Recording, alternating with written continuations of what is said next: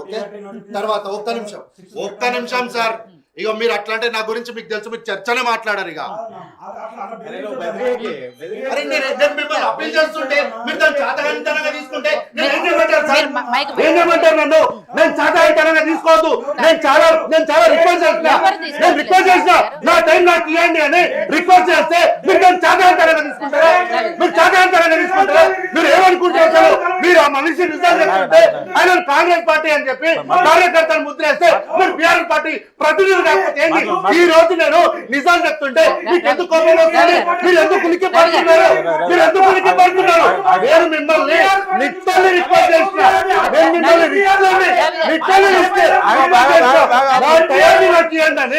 Request చేస్తే మీకు నిజాలు చూపిస్తుంటే మీరు భయపడుతున్నారు.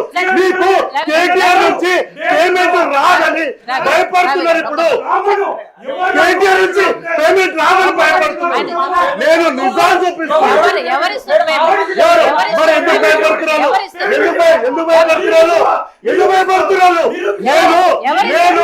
నేను ప్రభుత్వానికి సంబంధించి ఆధారాలు చూపిస్తుంటే నేను నిట్టంగా రిక్వెస్ట్ చేసిన అశోక్ సార్ చెప్పిన మాటకు ప్రొడక్టివ్ నేను తీసుకోలేను.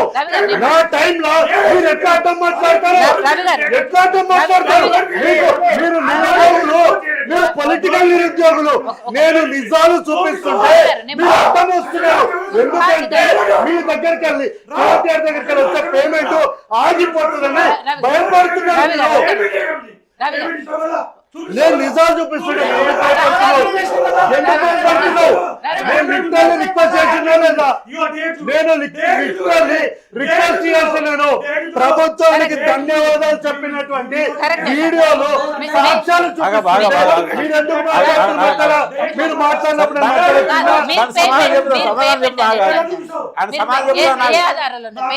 Madam madam madam madam madam నేను రిక్వెస్ట్ చేసినా లేదా? దయచేసి నా టైం ఇచ్చేసేయండి. మీరు అడిగిన దానికన్నా వేరే మాట్లాడిన నేను ప్రభుత్వానికి సంబంధించి ధన్యవాదాలు చెప్పిన వాళ్ళవి నేను సాక్ష్యంగా చూపిస్తే వీళ్ళకి ఎందుకు భయం అవుతుంది? ఎక్కడా కూడా చర్చ జరగడం లేదు. ఇట్లాంటి వాళ్ళను మీరు ముందుండి నడిపించడం దయచేసి బాధపడుతున్నారు. నేను ఇంత ప్రొడక్టివ్ గా మాట్లాడుతున్నప్పుడు అనవసరమైనటువంటి అవసరం ఏముంది? వీళ్ళందరూ కాంగ్రెస్ పార్టీ ప్రతినిధులు అనలేదా? చెప్పండి, అనలేదా? ఎవరన్నారు? ఇప్పుడు మీరు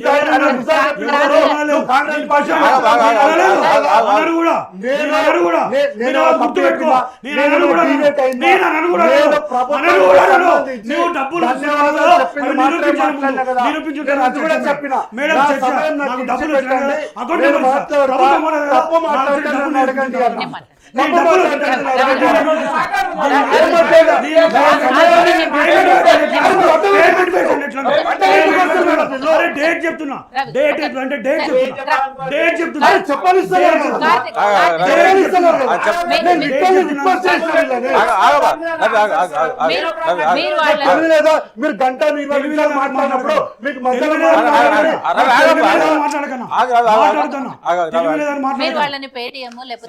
ఎప్పుడన్నా మేడం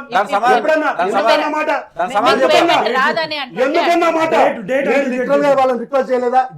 చేశానా లేదా?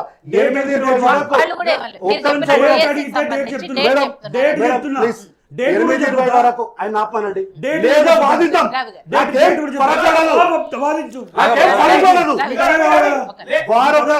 సలహా ఇచ్చారు, ఆ సలహాని నేను తీసుకుంటున్నాను. ఇది ప్రొడక్టివ్ అంటారు.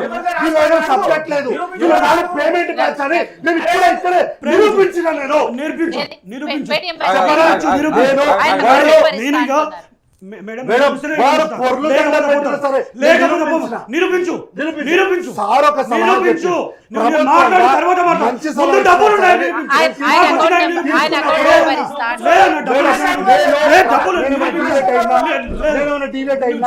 నేను డిబేట్ అయినా చెప్పండి, నేను మౌనంగా కూర్చున్నాను.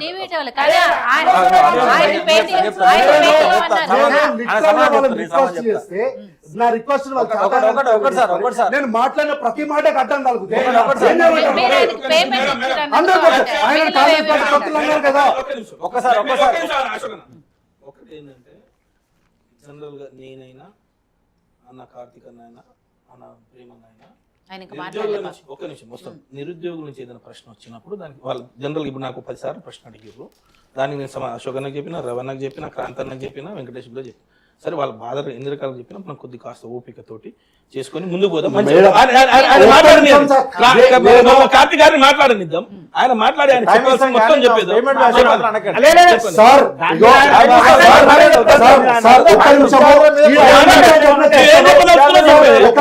మీతోనే నేను మీతోనే సూటిగా మాట్లాడతా.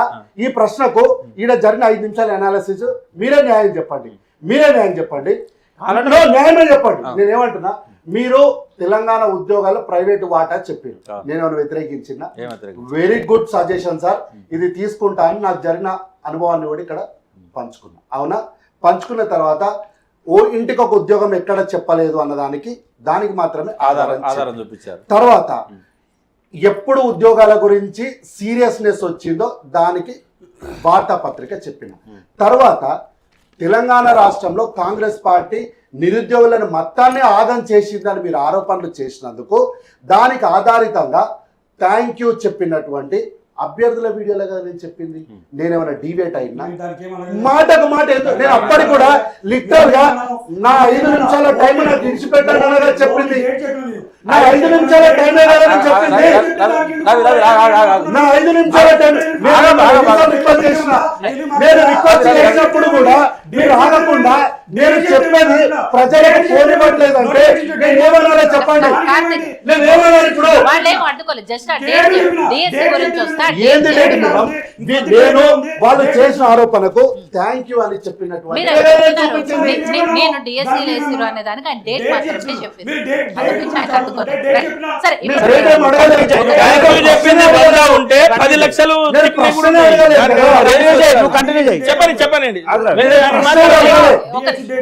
ఇప్పటికైనా చర్చను ముందుకు పోనిద్దాం. ఇక్కడ దయచేసి ఒక్క నిమిషం కార్తీక్ గారు, మీకు 5 నిమిషాలు టైం ఇచ్చాను. ఆ 5 నిమిషాలు మీరు ఏం చెప్పాలనుకున్నారో చెప్పండి. దయచేసి ఎవరు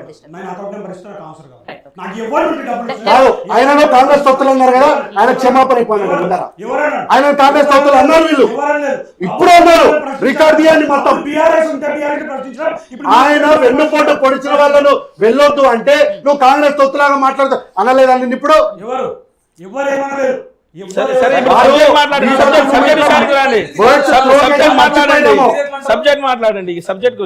మిమ్మల్ని లిటరల్ రిక్వెస్ట్ చేసిన తర్వాత నేను ప్రభుత్వానికి సంబంధించిన ఆధారాలు చూపిస్తున్నప్పుడు నన్ను ఎందుకు మాట్లాడిస్తారు?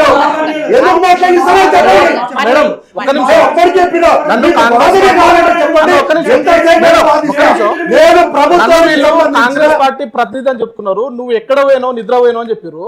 కాంగ్రెస్ పార్టీ అధికారంలోకి వచ్చిన తర్వాత మొట్టమొదటిగా ప్రశ్నించింది కాంగ్రెస్ పార్టీని నేనే. ఇగో రేవంత్ అన్న ఇచ్చిన మాట నిలబెట్టుకో. ఇంకా మిత్రమా ఒక్క నిమిషం, ఇంకోటి చిక్కడపల్లి లైబ్రరీకి వెళ్ళి ప్రెస్ మీట్, మా నిరుద్యోగులు 100 మంది నిరుద్యోగుల పక్షంలో ప్రెస్ మీట్ పెట్టి మాట్లాడింది నేను, కాంగ్రెస్ పార్టీని క్వశ్చన్ చేసింది నేను. అలాంటిది మీరు నన్ను కాంగ్రెస్ పార్టీ ప్రతినిధిని ఎలా అంటారు? మిత్రం ఒక్క నిమిషం మాట్లాడుతూ, ఒక్క నిమిషం మీరు మాట్లాడు అన్న. ఒక్క నిమిషం ఏంటంటే మన నిరుద్యోగ మిత్రులకు పీజీలు పిహెచ్డీ చేసినట్టు అవతల వాళ్ళు మాట్లాడింది కొంచెం వినాలి. మనం ఏం చేస్తున్నాం అంటే, నేనేం చెప్తున్నా అంటే గాంధీ భవన్కి వెళ్ళి